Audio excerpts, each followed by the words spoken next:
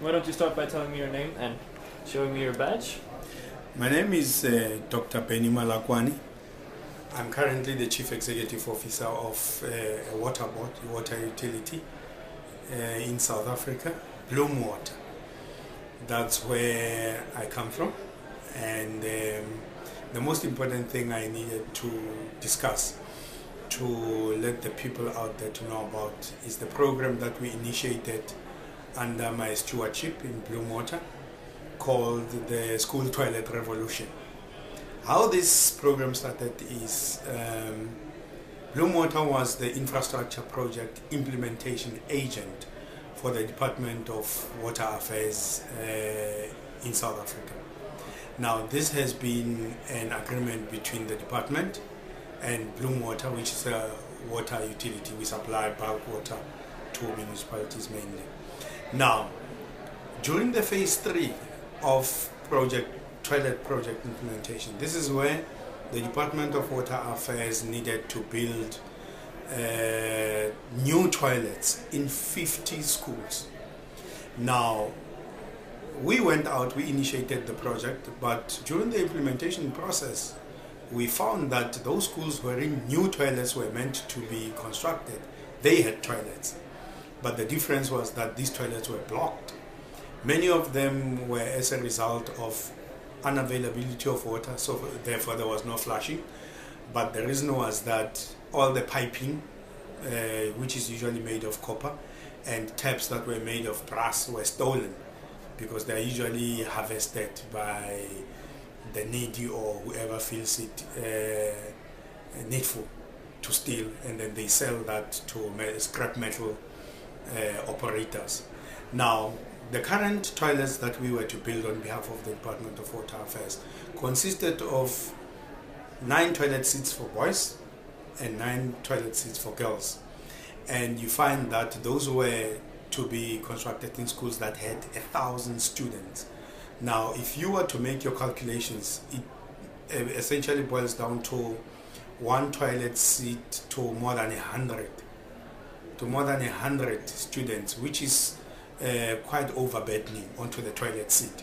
Whereas the accepted norm is 1 toilet seat per 30 students.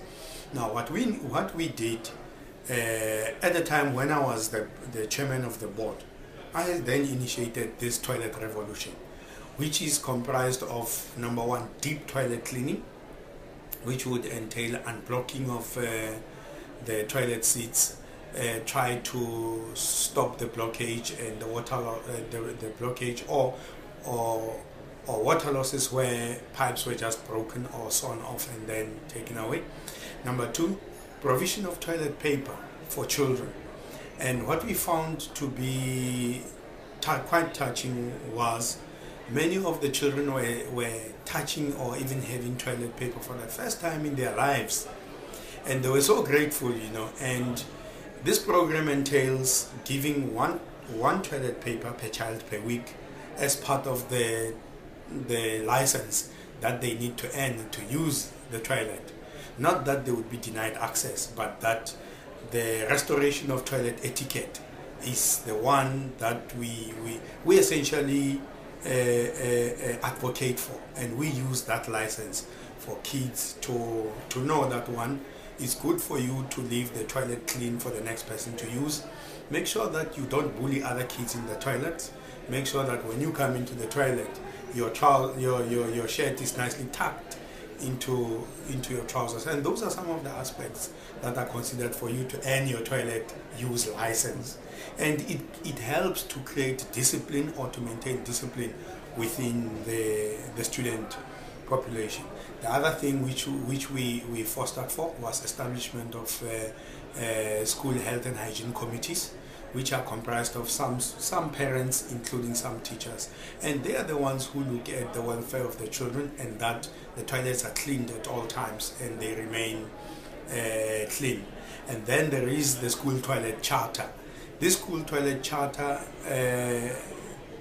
the main thing about it is that it's like to enforce the rights of a child to have access and use of a toilet facility, and the fact that the toilet dignity has to be restored in such a manner that it's kept clean at all times.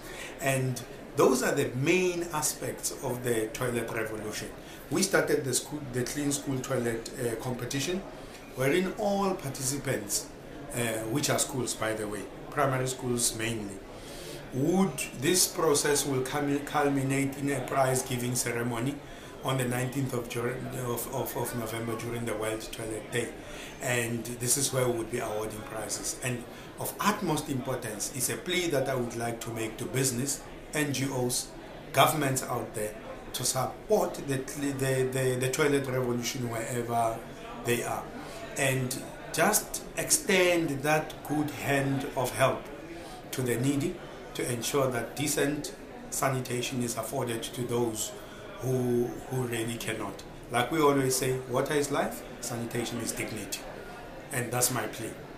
Thank you very much. You're welcome.